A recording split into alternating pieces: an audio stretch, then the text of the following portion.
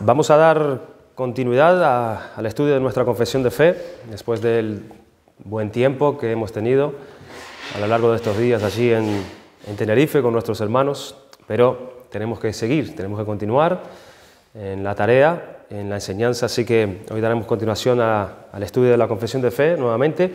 Estamos en el capítulo 25 de nuestra confesión de fe. Vamos a estar tratando otro tema hoy, otra institución dada por Dios. Habíamos considerado ya la adoración, qué adoración Dios quiere de nosotros, qué es lo que Dios en su palabra nos enseña de cómo tenemos que acercarnos a Él, qué es lo que Él determinó como sacrificios agradables a Él, a lo cual su iglesia debe presentar en el día del Señor. Hemos visto 4 extensos mensajes, enseñanzas acerca de este tema muy importante. Hemos considerado también la última vez la segunda institución dada por Dios, que es el gobierno civil, cómo nosotros tenemos que relacionarnos con los magistrados, con aquellos que están como autoridad que Dios puso sobre nosotros y qué función tienen ellos y cuál es la función nuestra también como iglesia. Y también en este capítulo 25 vamos a estar considerando esa tercera institución que encontramos en esta confesión, que es el matrimonio. El matrimonio. Cómo tenemos que conducirnos nosotros en esto que Dios ha instituido para los hombres, de qué manera lo ha instituido, cómo Dios quiere que siga permaneciendo y qué es lo que encontramos en los días de hoy también en cuanto a este tema. Capítulo 25 de nuestra confesión de fe acerca del matrimonio. Primeramente, hermanos, yo quisiera que afirmemos que nosotros estamos tratando temas conforme a la palabra de Dios. Es Dios quien ha establecido estas cosas y mirando hacia atrás, todo lo que nosotros estamos estudiando acerca de la confesión de fe, nosotros sabemos que es un documento que nos ayuda a nosotros a profundizar más en su palabra, pero lo que estamos tratando es la palabra de Dios. Son cosas que Dios ha establecido por medio de su autoridad y su gobierno como Dios creador, como Dios que ha instituido todas las cosas. Tenemos que ser conscientes que nosotros todo lo que estamos tratando, aún estas instituciones que son importantes, es algo de Dios. Es algo establecido por Dios, en lo que se encuentra en la palabra de Dios. Estamos tratando asuntos que conforman a la ley de Dios, que Dios ha dejado establecido como mandamientos y ley de su parte para que nosotros, los hombres que somos criaturas suyas, tengamos que cumplir. Y lo que Dios determina y quiere que se cumpla en toda su creación es lo que nosotros debemos buscar en su palabra, porque a Él le pertenece todas estas cosas. Y toda institución es dada y criada por Él, y es Él y solo Él quien tiene el derecho, por ser creador, de decirnos cómo quiere que nosotros hagamos las cosas en esto. Esto lo tenemos que recalcar firmemente. Aquí no estamos dando ni pensamientos de hombres, ni opiniones de hombres, ni lo que a mí me parece, no lo que al otro le parece, ni lo que al gobierno le parece, sino lo que Dios instituyó en su palabra como Él quiere las cosas. Y a eso tenemos que someternos y temer. A tratar la institución de Dios acerca del matrimonio, que vamos a estar tocando hoy, se va a recoger las enseñanzas bíblicas respecto a 3 puntos fundamentales. Aquí la confesión no aborda algo ampliamente de lo que pudiéramos considerar del matrimonio, ¿sí? Pero sí trata 3 puntos importantes que yo creo que sí es bueno que podamos tener claro. La confesión, no da una definición en sí mismo de lo que es el matrimonio. No lo haremos nosotros tampoco. Vemos que en estos 3 puntos podemos llegar a sacar una conclusión, pero la confesión no da una definición acerca del matrimonio y por el otro lado no se dice nada tampoco acerca del divorcio. Son temas esos 2 temas por lo menos que la confesión no trata, ¿no? Que tampoco lo tocaremos, porque vamos a centrarnos en estos 3 puntos. Y estos 3 puntos son el párrafo 1, que nos habla acerca de la monogamia como la regla del matrimonio. El segundo párrafo nos estará hablando acerca de los propósitos principales del matrimonio. ¿Por qué Dios instituyó el matrimonio? Y en el tercer y cuarto punto habla acerca de lo lícito del matrimonio. ¿Sí? Así que vamos a mirar este párrafo 1, vamos a leer lo que dice en la confesión de fe acerca de la monogamia como la regla del matrimonio. Dice el primer párrafo de este capítulo 25 del matrimonio. El matrimonio ha de ser entre un hombre y una mujer. No es lícito para ningún hombre tener más de una esposa, ni para ninguna mujer tener más de un marido. Yo creo que eso es claramente entendible. Este punto aquí, estos dos puntos que da este primer párrafo, el matrimonio como una institución dada por Dios, Dios dice que debe ser entre un hombre y una mujer. Y el segundo punto que trata este párrafo es la monogamia como regla del matrimonio dado por Dios. Así que veamos este primer punto un poco acerca del matrimonio como una institución dada por Dios, donde Dios dice que debe ser entre un hombre y una mujer. El matrimonio solo puede existir y concebirse entre un hombre y una mujer. Así Dios lo ha instituido. Hoy ya en nuestra sociedad se admiten y se reconoce como tal la unión entre un hombre con otro o una mujer con una mujer. Los jueces y personalidades competentes reconocen semejantes actos y ellos lo llaman matrimonio. Recuerden, hermanos, cuando nosotros miramos el gobierno civil, donde vemos que al gobierno no le compete definir esto. Eso es algo que le compete a la Iglesia. Y vemos que hoy los magistrados, las autoridades, se han metido en este tema que no les compete a ellos y han tratado o lo están haciendo en la sociedad, de redefinir lo que es un matrimonio. Dios estableció que el matrimonio es entre un hombre y una mujer. Nosotros los hombres no tenemos ni el derecho ni la autoridad de parte de Dios de modificar ni redefinir la institución del matrimonio, y si nosotros lo hacemos, nosotros lo que estamos haciendo es violando sus leyes y nos hacemos como Dios si hacemos eso. Y como nosotros cuando hacemos estos, al redefinir el matrimonio, estableciendo el matrimonio entre hombres y entre mujeres, lo que hacemos siempre, ¿en base a qué lo hacemos? Cuando nosotros venimos y queremos establecer, ¿en base en qué nosotros queremos cambiar y modificar esto establecido ya por Dios? Siempre lo hacemos en base al amor, ¿verdad? ¿Cierto? Miren que no vienen con leyes donde, no, siempre es en base al amor. ¿Por qué dos personas del mismo sexo que se aman no pueden casarse? ¿Cómo o quién soy yo para poder restringir algo tan hermoso o impedir algo tan hermoso como el amor? ¿Cómo alguien pediría que gobierne el amor? Si en definitiva Dios no es amor. Esa es la base principal para poder aceptar un matrimonio fuera de lo que Dios estableció. Sí, Dios es amor, pero también Dios es el que creó el amor. Es Dios quien creó el amor. Y Dios creó el amor o creó diferentes tipos de amor. Así lo vemos nosotros en nuestras relaciones. Hay un amor entre padre e hijo, entre madre e hijo. Hay un amor entre hermanos de sangre, que es un amor que no es igual al de una madre y un hijo, son sentimientos diferentes. Es un amor diferente. Está el amor entre amigos, el amor entre un abuelo y un hijo. Son amores diferentes, son relaciones diferentes creadas por Dios. Hay un amor entre un hombre y una mujer, pero no existe ese sentimiento, hermanos, entre un hombre y un hombre en todo el universo, o entre una mujer y una mujer en el contexto del matrimonio. Dios no ha creado ese amor. La esencia de ese amor no existe en todo el universo. ¿Por qué no existe? Porque Dios no lo creó. Dios no lo creó y lo que Dios no creó es porque no existe. O sea, que te vengan a ti a decir que sí, hay un amor entre un hombre y un hombre. No, Dios no creó ese amor, por tanto no existe, no puede estar entre dos criaturas un amor semejante, porque Dios no lo creó, no existe. Y todo lo que existe lo creó Dios, y lo que no creó Dios es porque no lo aprueba, y si no lo aprobase, si Dios lo hubiese aprobado, un amor tal, Dios lo hubiese creado. Y lo hubiésemos encontrado en su palabra, un amor así.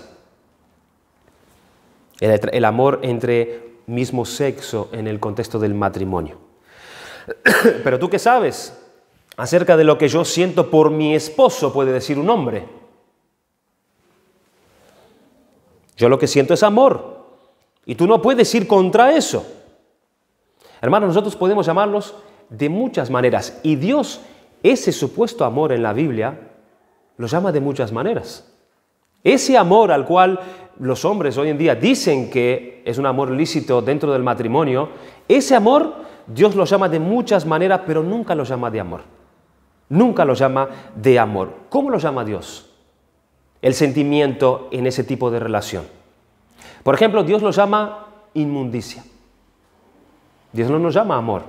Dios lo llama inmundicia. En Romanos capítulo 1, versículo 24 dice, ábrelo porque vamos a estar mirando un par de versículos para que nosotros veamos qué nombre le da Dios a este sentimiento entre un hombre y un hombre, una mujer, el cual nosotros los hombres lo llamamos amor.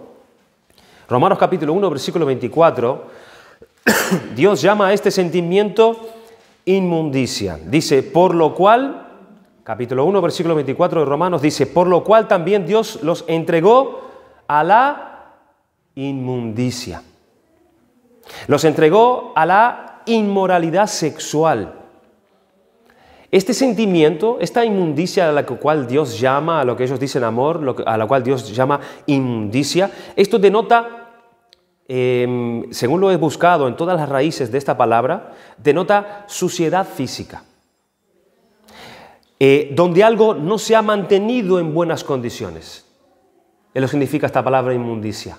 Algo que no se ha mantenido en buenas condiciones. Denota lo inmoral, denota suciedad, denota algo contaminado, algo corrupto, algo contaminado moralmente, algo manchado, imperfecto. Lo inmundo es algo impuro, es algo inmundo. Así que no, Dios nos llama amor la unión entre dos hombres y dos mujeres. Dios lo llama inmundo. ¿Qué otro nombre le da Dios a este sentimiento?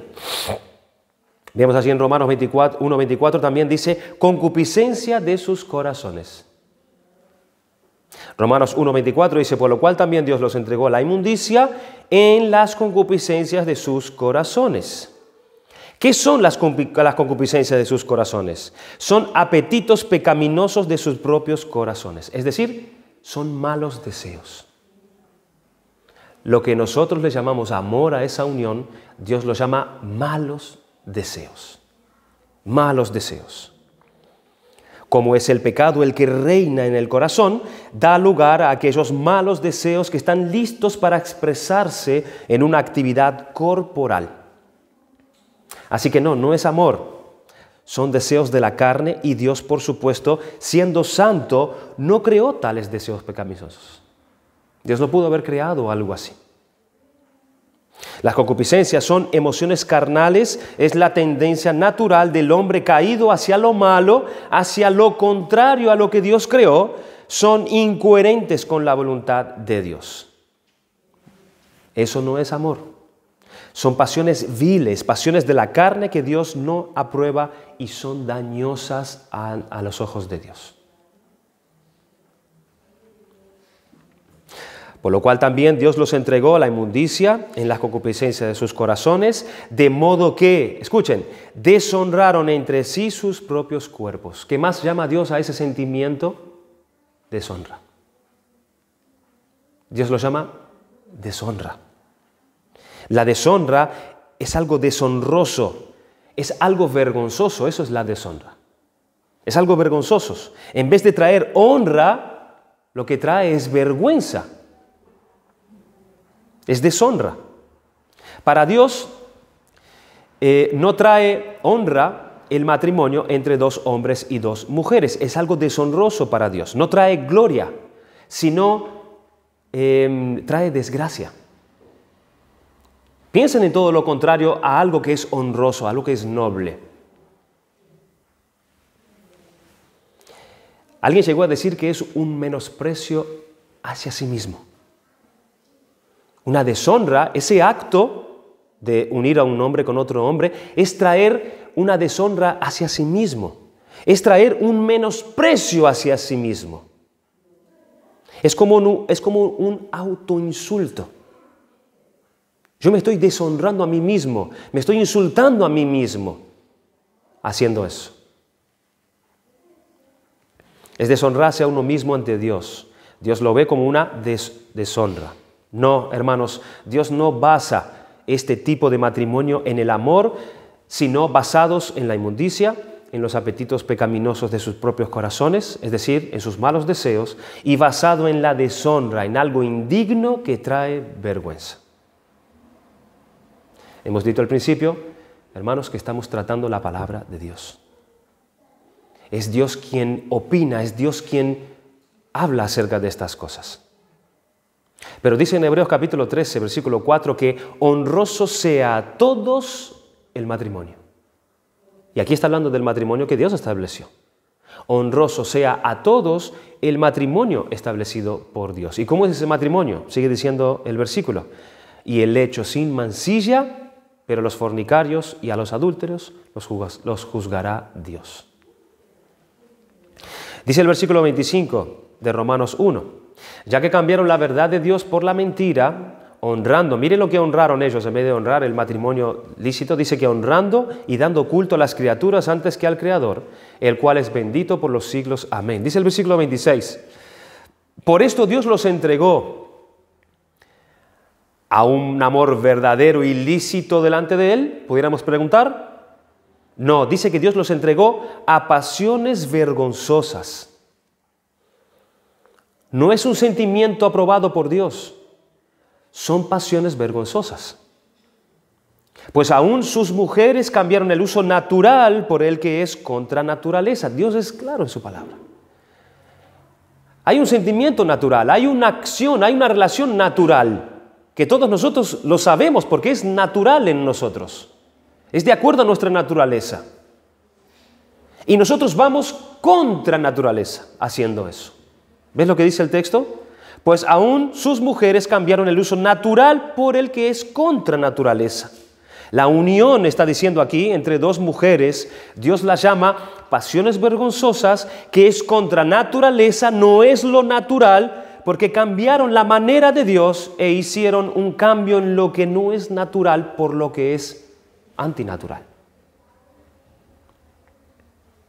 El versículo 17 dice, y de igual modo también los hombres, Dios es específico, Él habla de los hombres y habla también de las mujeres en este acto.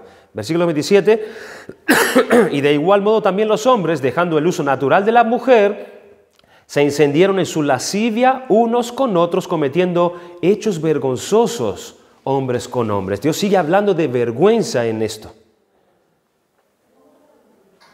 Buenos días.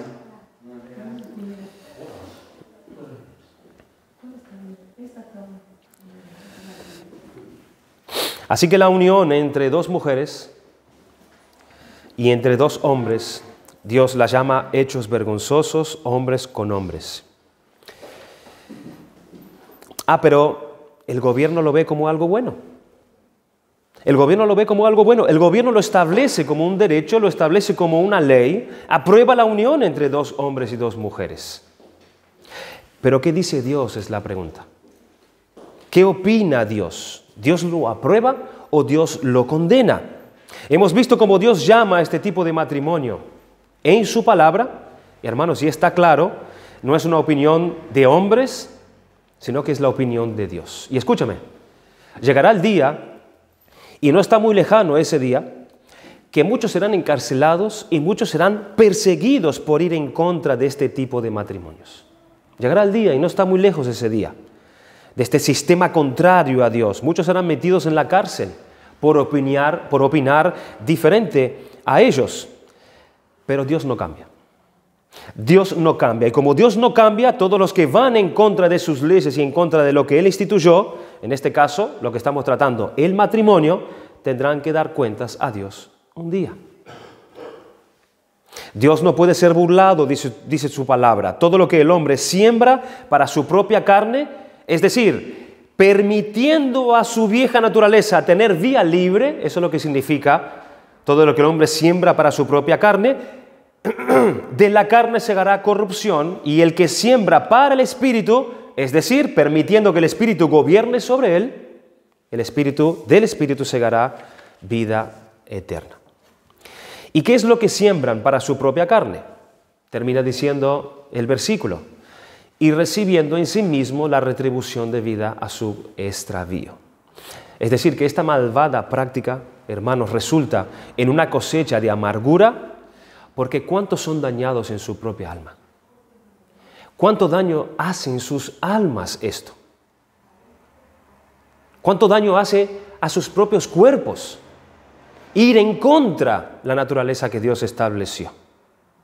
¿Cuánto mal hace a sus conciencias? Los frutos son una conciencia sucia. Eso trae tensiones emocionales, trae depresión, etcétera, etcétera. Esos recogen, dice la palabra de Dios, en sí mismo la retribución, o sea, todas las consecuencias por causa de su extravío. El matrimonio tiene que ser, según la palabra de Dios, entre un hombre y una mujer. Y el matrimonio entre dos hombres y entre dos mujeres, esto es una aberración que Dios condena, porque esto no es otra cosa sino una de esas inmundicias y pasiones vergonzosas, como hemos visto que Dios dice, a la que Dios entrega a aquellos hombres por no reconocer, por no obedecer y por no venir a adorar a Dios como Dios se merece. Porque dado que consideraron inútil retener el conocimiento de Dios, porque Él los entregó a sus depravadas disposiciones para hacer lo que es impropio. Un comentarista llamado William Hendrickson, él dijo lo siguiente acerca de este tema. Hay una correlación entre el rechazo humano de Dios y el rechazo divino del hombre. Está estrechado. Hay una correlación. Cuando el hombre desprecia a Dios, hay un desprecio de parte de Dios hacia el hombre. La arrogancia del hombre pasa al frente en la expresión: no lo consideraron útil retener el conocimiento de Dios. Porque aunque conocieron a Dios, en vez de considerar ese conocimiento respecto a Dios que derivaba de su revelación en la naturaleza como un tesoro precioso para ellos, ellos constantemente intentan suprimirlo y, como se afirma aquí en el versículo 28, lo consideraron como una cosa de nada. Lo consideraron a Dios como a nada, consideraron esa revelación como algo que es inútil para ellos. Consideraron que no valía la pena prestarle ninguna atención a Dios y a su revelación, así que continuaron en su camino pecaminoso, es decir, el camino de la idolatría, y esa idolatría llevó a todo tipo de inmoralidad. Porque no reconocieron a Dios, Dios los entregó. ¿Ven la correlación? Qué diferente es cuando Dios dice: si me buscareis, yo voy a buscar a ustedes, ¿verdad? Acercaos a mí y yo me acercaré a vosotros. Ahí hay otra correlación. Pero cuando el hombre rechaza y no busca a Dios, lo natural de Dios es rechazar al hombre. Por cuanto no aprobaron tener en cuenta a Dios, Dios los entregó. Es increíble que el líder de la Iglesia Católica, el Papa Francisco, en sus últimas declaraciones, él bendice las uniones civiles como los homosexuales y él muestra su apoyo a los derechos de las personas del colectivo LGTBI, todas esas letras, como ningún otro pontífice en ninguna época. Sus palabras fueron las siguientes: las personas homosexuales tienen el derecho de estar en una familia.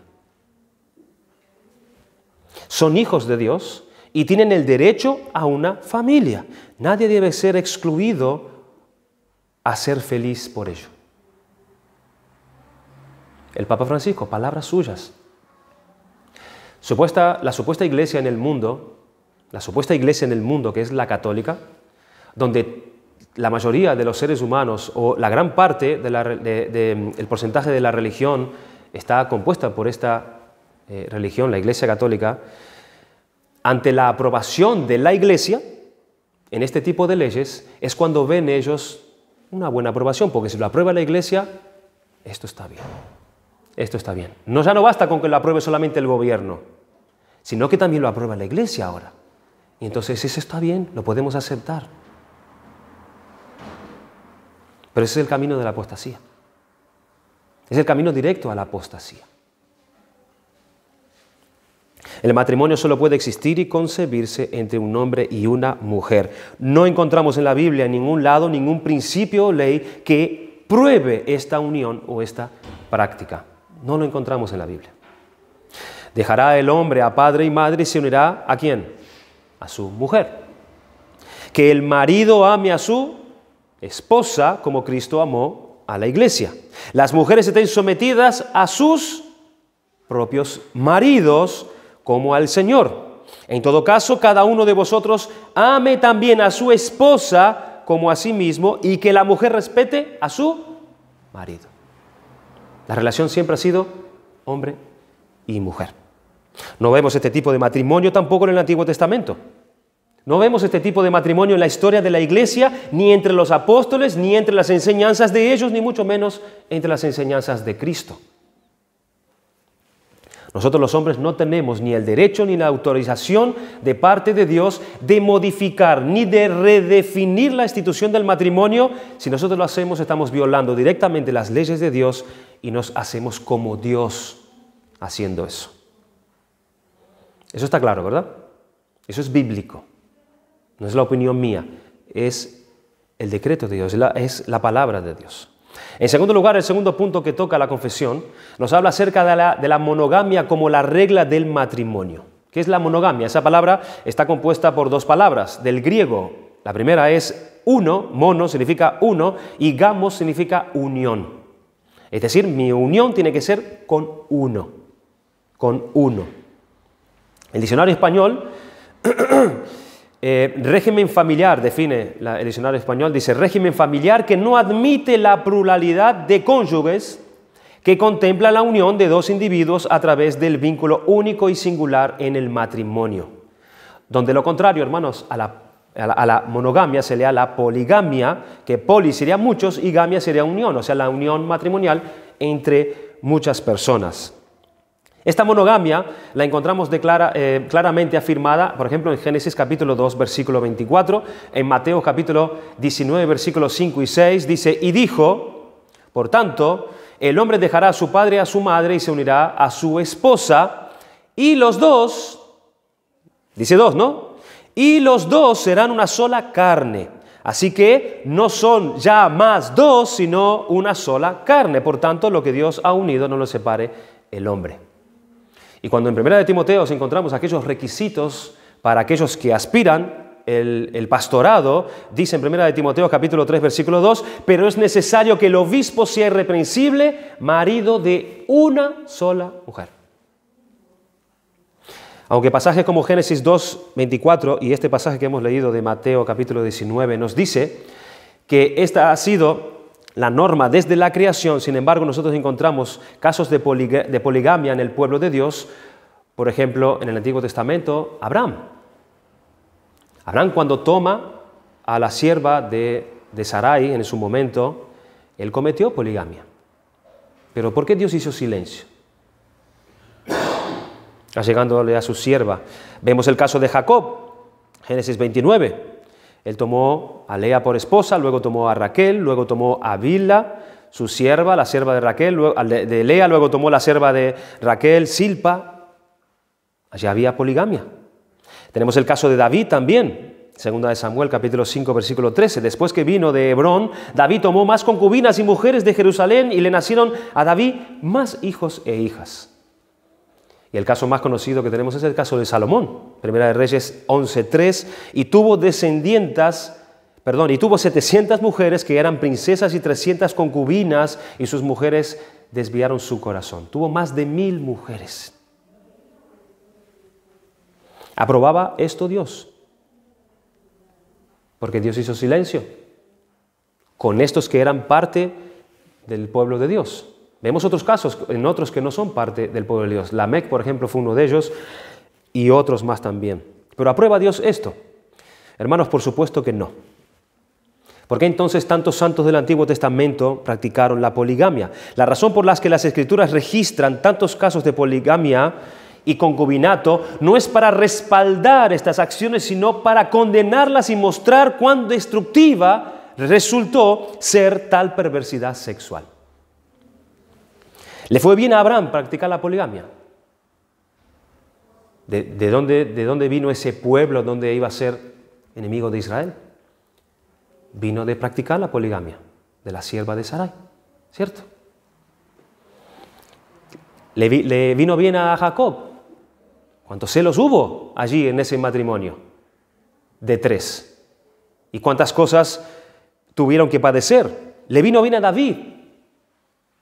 Tampoco, hermanos. A Salomón, ¿qué le pasó a Salomón? Dice la Escritura que desviaron su corazón a la idolatría todas esas mujeres. Y encontramos en Deuteronomio 17, donde Dios prohíbe rotundamente que el rey no tenga mujeres, no tenga muchas mujeres.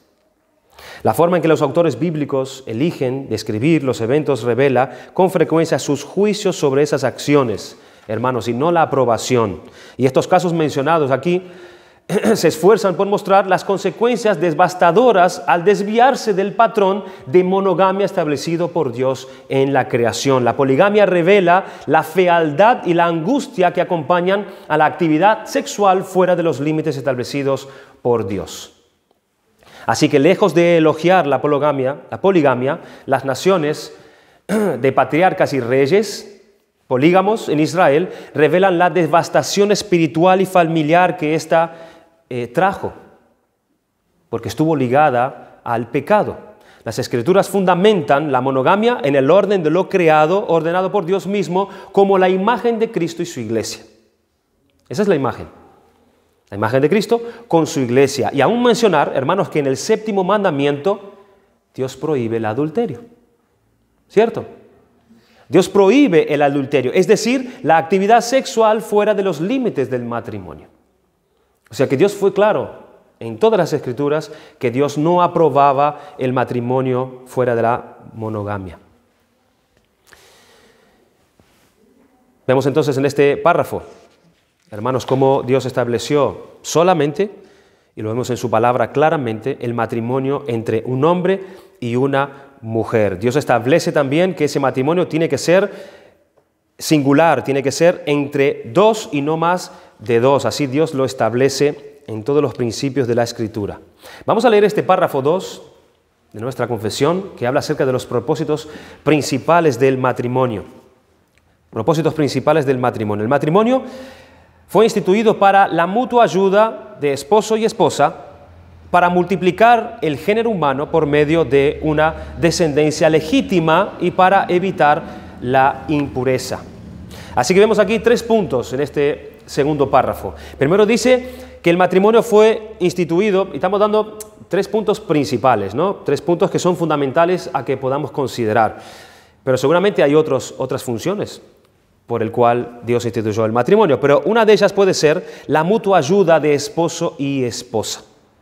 En segundo lugar, para procreación y multiplicación de la raza humana, es decir, la descendencia, que pudiera la raza humana tener descendencia, y también en tercer punto, para prevenir ciertos pecados. En el tema de la ayuda, fue Dios quien vio esta necesidad y por la cual dio mujer a Adán. Y esto es lo que nosotros debemos saber, buscar y procurar en la vida matrimonial. Es una ayuda, Dios lo estableció para que sean ayudados mutuamente. Debemos de luchar contra el egoísmo, donde uno en el matrimonio se considera el centro y la otra parte como aquel que debe servirme a mí. No, Dios no estableció el matrimonio en ese sentido, sino para que se ayuden mutuamente. El marido está llamado por Dios para proveer para las necesidades espirituales, emocionales, sexuales, intelectuales de su esposa, para dotarla y prepararla. Es el ejemplo que Dios da en Efesios capítulo 5, versículo 25. Maridos, amad a vuestras esposas, así como Cristo amó a la iglesia y se entregó a sí misma por ella para santificarla, habiéndola purificado en el lavamiento del agua por la palabra, a fin de presentársela a sí mismo una iglesia gloriosa, que no tuviese mancha ni arruga ni cosa semejante, sino que fuese santa y sin mancha. Aquí está hablando en su totalidad de la obligación del hombre de santificar a su esposa por medio de la palabra de Dios, moldear su carácter. El marido cristiano tiene que amar a su esposa y eso significa estar atento para suplir esa diferente gama de necesidades que ella tiene. Así él tiene que dar seguridad, tiene que darle cariño y animarla para que esté andando más cerca de Dios cada día y las responsabilidades que éste tenga para con ella. Es una ayuda. es una ayuda. Dios creó el matrimonio para que seamos ayuda mutua. Y la esposa también tiene que ayudar a sus esposos, animándolos, ¿para qué? Para que su trabajo salga adelante, para que su vida espiritual salga adelante y para que su papel de liderazgo que éste tiene que tener en su casa sea efectivo. La esposa tiene que animar al marido a todas esas cosas y sujetarse a él. Por lo tanto, Dios unió al hombre y a la mujer para compañía y bienestar mutuo, de modo que los cuidados, como dice aquí, y temores de esta vida fueran mitigados por el optimismo a la ayuda de su pareja. Menguar en nuestro egoísmo, menguar en nuestra centralidad y ser enseñados a que tenemos que vivir uno por el otro. Otro fin, otro principio que encontramos, propósito que encontramos por el cual Dios instituyó el matrimonio es la descendencia. Es la descendencia. Es para la procreación y la multiplicación de la raza humana. Así Dios lo estableció. Dios así lo quiso, los crió y los unió y dijo, ahora fructifiquen, multiplíquense. Dios quería llenar la tierra de hombres y mujeres. Tenemos que tener cuidado con este punto a la vez, porque la Iglesia Católica Romana dice que el único papel que tiene la relación sexual en el matrimonio es la de traer hijos. Por eso ellos se manifiestan contra los anticonceptivos, porque dicen que solo puede haber sexo en el matrimonio para traer hijos, como si fuese el único propósito, ¿no? Es uno de los propósitos de parte de Dios, pero no es el único propósito. La Biblia afirma allí en 1 Corintios capítulo 7, versículos 3 y 5, el marido cumpla con la mujer el deber conyugal, está hablando en la relación sexual, y asimismo la mujer con el marido. La mujer no tiene potestad sobre su propio cuerpo, sino el marido, ni tampoco tiene el marido potestad sobre su cuerpo, sino la mujer. No os neguéis el uno al otro, a no ser por algún tiempo de mutuo consentimiento para ocuparos sosegadamente en la oración. Y volved a juntaros en uno, vuelvan a tener esta práctica, para que no os tiente Satanás a causa de vuestra incontinencia. El apóstol trata esto como un deber que tiene que cumplir cada una de las partes para con la otra. No es solamente para procrear, es un deber que tiene el esposo con su esposa y su esposa con su esposo. Ya no es tu cuerpo, es el de tu esposa. Ya no es mi cuerpo, es el de ella. Ya no es el de ella, sino que es mío.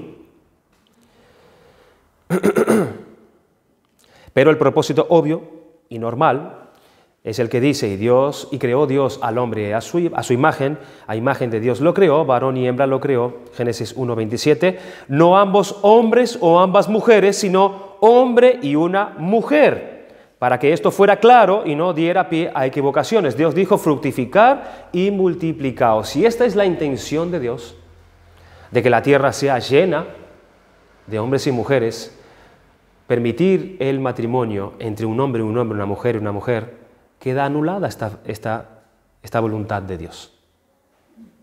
Porque no podrían procrear, no podían fructificar, no podían llenar la tierra. ¿Ven cómo vamos en contra de los principios de Dios y de los objetivos de Dios? Pues bien, el primer propósito es la ayuda mutua, el segundo propósito es la procreación, la multiplicación y el tercer punto es la limpieza. Hermanos, esto no está diciendo que el matrimonio nos libre de caer en la impureza. Pero el matrimonio sí nos ayuda a luchar contra ella cuando cada cónyuge corresponde con el otro como deber al respecto a esta unión, a esta relación. Es lo que dijimos antes. Para que Satanás no tiente, tenemos que estar cumpliendo uno con el otro en este deber.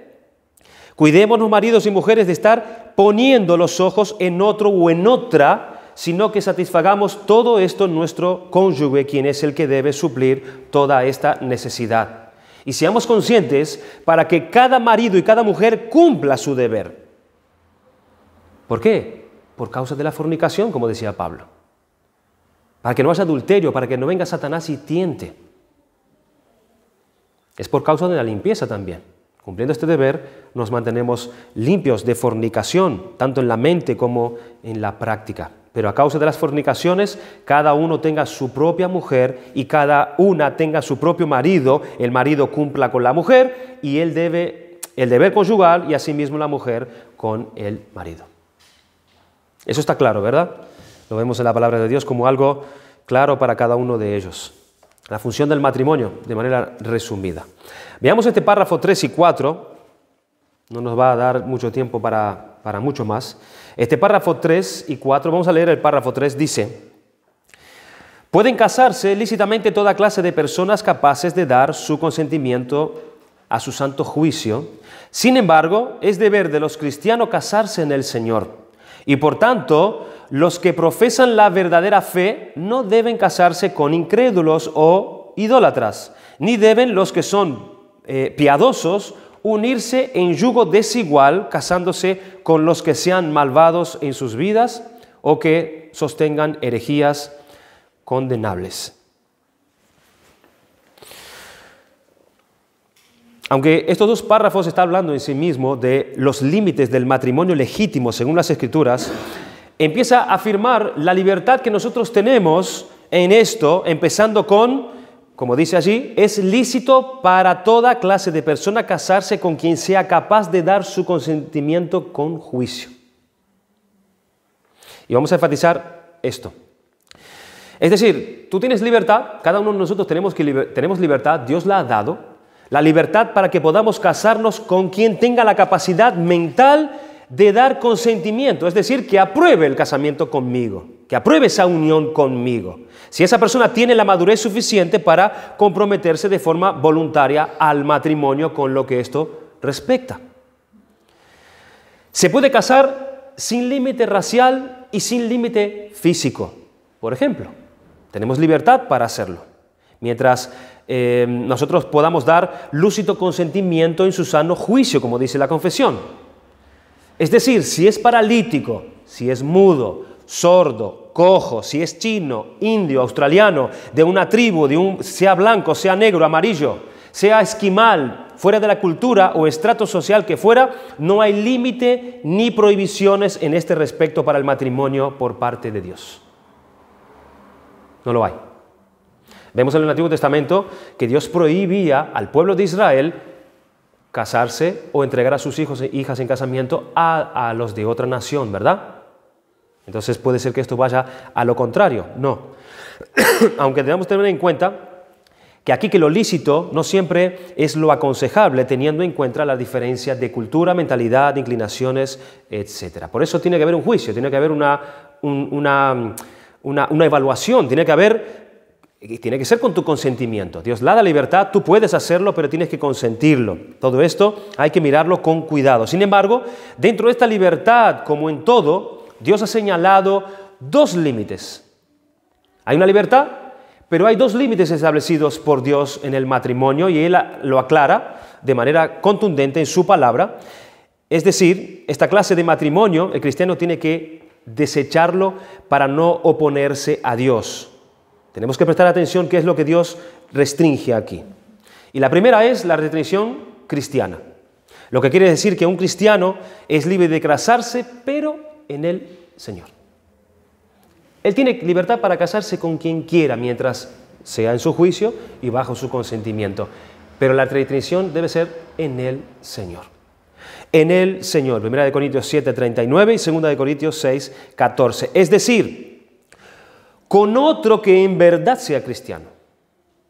No solamente que profese ser cristiano, sino que viva la vida conforme a su profesión. Por eso no se puede buscar otro tipo de sitio, sino ahí dentro de los límites de Dios. Fuera de eso, ese campo está prohibido por la palabra de Dios. Y esto lo tenemos que tener en cuenta para poder evitar ofender a Dios.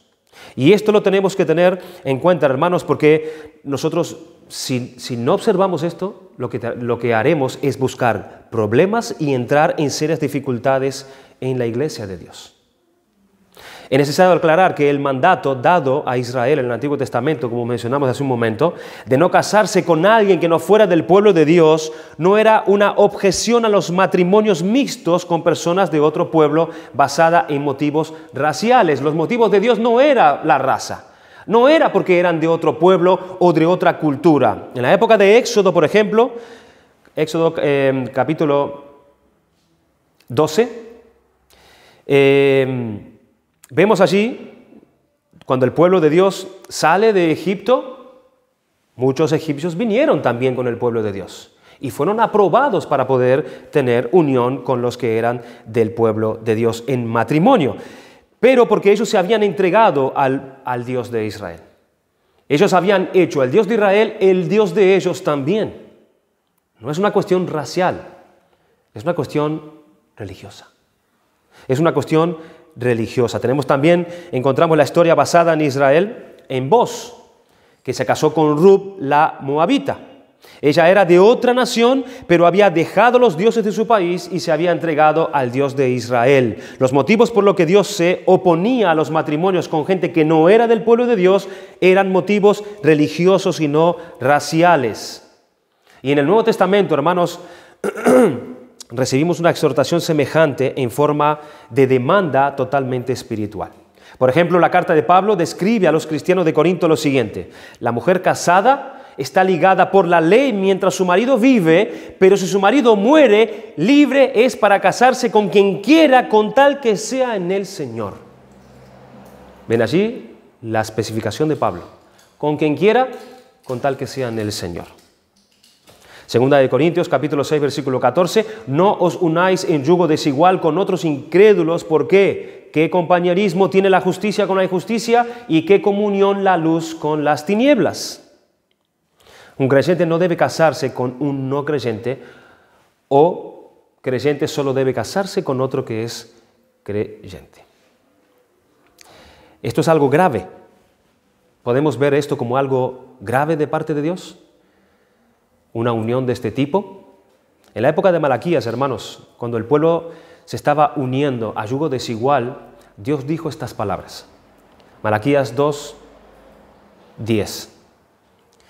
¿No tenemos todos un mismo Padre? ¿No nos ha creado un mismo Dios? ¿Por qué, pues, nos portamos deslealmente el uno contra el otro, profanando el pacto de Dios? Voy a leer un escritor. Él se llama John Benton, que él ha hablado acerca de cuando se pierde el contacto con Dios en los tiempos de Malaquías, donde el pueblo estaba desviándose del camino del Señor, y el Señor levanta al profeta Malaquías para venir a confrontar al pueblo de cuántas cosas estaban haciendo, y era resultado de su desvío, de su comunión con Dios. Y él dice lo siguiente: ¿cómo es de grave este pecado? Estamos hablando de la unión de un creyente con una no creyente o viceversa. Tenemos que fijarnos bien en el fuerte lenguaje que Dios utiliza para describir lo que los judíos han hecho al escoger esposos o esposas de fuera del círculo del pueblo de Dios. Es por portarse deslealmente, dice el Señor. Este comportamiento es comportarse deslealmente y traicionar al pueblo de Dios. ¿Cómo es eso posible? Puede que te preguntes: la persona con quien yo me case es asunto mío. No tiene nada que ver con otros creyentes. No les hago daño a ninguno de ellos en la iglesia. Sin embargo, no es así. Casarse con alguien que no sea del pueblo de Dios es traicionar también a los hermanos de la iglesia. ¿Por qué? Veamos por qué. Cuando te convertiste a Cristo, te uniste al cuerpo de Cristo. Tenemos un compromiso unos con otros entonces. En términos absolutos, al igual que los judíos del Antiguo Testamento, no tenemos otros amigos en el mundo fuera de dicho cuerpo, fuera de la iglesia. Se nos pide que nos amemos unos a otros, que trabajemos juntos, que sangremos juntos, que lloremos juntos. Y esto tú respondes: es cierto. No obstante, al decir que el matrimonio es solo asunto tuyo, estás hablando de forma muy distinta. Cuando te uniste a tu iglesia, te comprometiste con el pueblo de Dios, para quienes la adoración de Dios y la sumisión a su palabra, a la Escritura, son de absoluta importancia. Sí, dices tú, en eso estoy de acuerdo contigo. Sin embargo, al querer casarte con alguien que no es de la familia de los creyentes, estás diciendo otra cosa distinta. Estás diciendo dos cosas distintas a la vez. Tus palabras afirman una cosa y tus actos confirman todo lo contrario. Estás traicionando al pueblo de Dios. Tu forma de actuar es muy desleal, desalentadora para el pueblo de Dios. Dios dice que estás comprometido a trabajar con el pueblo de Dios para la gloria de Dios y que toda tu vida está dedicada a esta tarea. No obstante, no consideras que dependiendo de con quién te cases, harás que la iglesia se fortalezca o se debilite. Si te casas con un creyente, podréis esforzaros juntos para la obra de Dios. Sin embargo, si te casas con un no creyente, aun cuando continúes yendo a la iglesia, lo cual al fin de cuentas será muy dudoso, estarás ya para siempre dividido entre dos propósitos: trabajar para el reino de Dios o agradar a tu esposo. Dependiendo de con quién te cases, serás un obrero o un pasajero, uno de los que ayudan o uno de los que siempre tienen necesidad de que le ayuden a él. Es una abominación, dice el escritor, que profana el santuario de Jehová que él amó. Estas palabras son muy serias. ¿Cómo es posible que casarse con un no creyente sea profanar el santuario de Dios y un acto comparable a la blasfemia? Y termino con esto. Él sugiere dos ideas. Y la primera es: el santuario que el Señor ama es tu corazón. ¿Por qué profanas el santuario? Porque el santuario que el Señor ama es tu corazón. En él el Señor ha de tener preeminencia. En él ha de sentarse en su trono. En él ha de reinar. Para esto es para lo que se hizo el corazón del hombre, para que Dios reine en él. La cuestión, pues, es que Dios, que es por su gracia nuestro Creador y Redentor y que nos conoce mejor aún de lo que nosotros nos conocemos a nosotros mismos, ha dicho claramente que no quiere que nos casemos con quienes no pertenezcan a la familia de su pueblo. Y lo ha dicho para su propia gloria y para nuestro bien. Es decir, no entregues tu corazón a alguien que no ame a mí, dice Dios.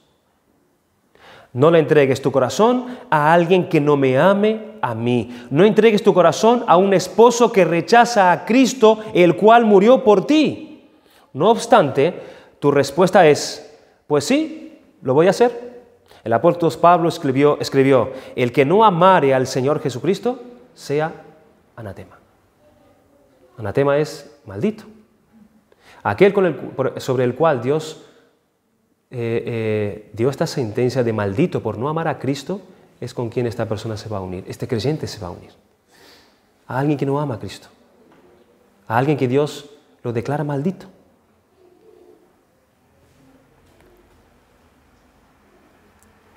Sin embargo, de esta misma persona, tú dices: quiero casarme igualmente con él. Y el segundo punto y último dice: se describe como un pecado tan grave, una abominación. Porque la persona que deliberada y conscientemente se une a una persona a la que no le importa para nada su testimonio personal de Cristo, esto es una abominación. El hogar que se forme a partir de esa relación no será el tipo de hogar donde se practica la hospitalidad para compartir el evangelio con otros. Siempre habrá algún obstáculo. A dicha persona que se casa con un no creyente tampoco le importa para nada el ambiente en que crecerán sus hijos.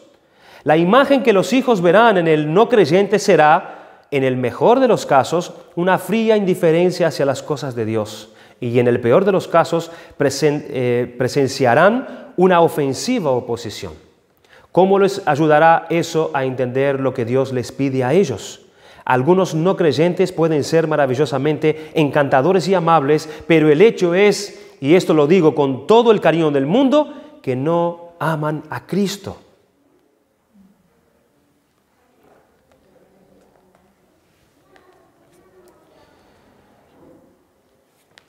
Y hay un tercer punto, pero vamos a dejarlo aquí. Hay un engaño, ¿no? Una inclinación engañosa que cuando yo quiero hacer esto, yo aún puedo decir, bueno, quién sabe, ¿no? El Señor puede salvar a esta persona. Entonces yo cumplo igualmente con mi deseo carnal, porque mi intención no es espiritual, mi intención es en el cuerpo, en la persona, en el físico de esa persona con quien me caso, porque me hace bien a mí y estoy desobedeciendo un mandamiento de Dios. Y yo puedo llegar a decir y engañarme diciendo que bueno, que el Señor lo puede salvar, quién sabe. Dios nunca ha aprobado eso. Eso puede suceder o sucede en muy pocos casos, pero no es el principio que Dios determina. Dios salva a personas que son incrédulas, y ahí hay un creyente y una no creyente, y Dios va a bendecir y va a hacer su obra en medio de ese matrimonio como Dios los encontró. Pero tú siendo creyente, Dios no te manda a unir a yugo desigual. Y atentar a Dios, quizás Dios lo salve, para poder cumplir tu deseo pecaminoso. Y si tanto te importa, o le importa a esta persona, reflejar los mandamientos de Dios, reflejar a este Dios como es, lo que estás haciendo es todo lo contrario. Porque lo que le estás diciendo a esa persona que da igual los mandamientos de Dios, porque te estás desobedeciendo a Dios, uniendo a otra persona cuando Dios dice que no es. O sea, ya estás dando un testimonio malo delante de esa persona. Ya estás tomando en poco los mandamientos del Señor. Ya empiezas mal. Y si empiezas mal, ¿cómo terminarás? Vamos a dejarlo aquí, hermanos, esto del matrimonio, que es un tema donde hay mucha tela que cortar y poder aprender. Pero bueno, basándonos en la confesión de fe, nuestra confesión de fe, considerando estos puntos aquí que tenemos, vamos a ver si podemos en la próxima vez poder concluir, abordar algunos principios más que pueden ser importantes para nosotros, pero tener en cuenta estos que Dios establece. Esto es una institución creada por Dios y es Dios quien manda, es Dios quien nos dice cómo tenemos que vivir en la institución que es el matrimonio, como en la institución que es la adoración, como en la institución que es el gobierno, como en la institución que es de Dios que es el matrimonio, como en la institución que es de Dios la iglesia. Es Dios quien nos da las pautas y las directrices de cómo le agrada a Él que vivamos en el matrimonio, por ejemplo, constituido por Él. Que el Señor nos ayude a que temamos a Dios en esto, porque hay mucha demanda para Él y para ella, pero tenemos la gracia del Señor que nos ayuda, su Espíritu, sus promesas, que nos ayuda a que nuestros matrimonios sean fortalecidos en Él, para testimonio de Él, reflejando así la relación que tiene Cristo con su iglesia. Damos gracias al Señor por su palabra. Señor y Padre, queremos darte gracias por tu palabra, gracias por tus verdades, oh Dios. Nosotros te damos gracias por la iluminación de tu Espíritu que nos da el poder entender estas cosas. Y te pedimos, oh Señor, que tú nos ayudes a glorificar tu nombre, que por medio de nuestros matrimonios podamos nosotros ser entendedores de el deber que tenemos delante de ti primeramente y delante de aquel a quien yo hice votos y juramentos el día que me he comprometido con él o con ella. Señor, ayúdanos a serte fiel. Instrúyenos en tu palabra, santificándonos por medio de tu verdad. Y fortalécenos, oh Señor. Fortalece a tu pueblo, a tu iglesia, para que esté siempre afianzada en tu verdad, aunque el mundo cambie, aunque el mundo tiemble, aunque el mundo venga en contra de tu iglesia, por proclamar la verdad. Tú le des la fortaleza, Señor, arraigada en el fundamento que es Jesucristo. Pero también te pedimos por tus misericordias para este mundo que se ha engañado y que se ha desviado, oh Señor, de tus caminos. Ha abandonado, Señor, tu palabra y ha constituido sus propias leyes que son contrarias a lo que tú estableciste. Ten misericordia, Señor. Vemos que en este mundo tus juicios están siendo derramados y, Señor, los hombres están siendo entregados en sus mentes a hacer cosas que no convienen. Eso es parte de tu juicio también, por cuanto no te han tenido en cuenta a ti. Pero, Señor, cuán grande es tu misericordia, cuán grande es tu compasión, oh Señor. Te pedimos, oh Padre, que tú tengas misericordia de nuestra nación, de nuestro pueblo, de este pueblo al cual estamos, y que tú los atraigas a ti, Señor, a que vengan a adorarte a ti como tú eres, para que tu nombre sea santificado y tú seas alabado, Señor, en espíritu y en verdad. Oramos estas cosas en gratitud, En el nombre de Jesucristo nuestro Señor. Amén. Amén.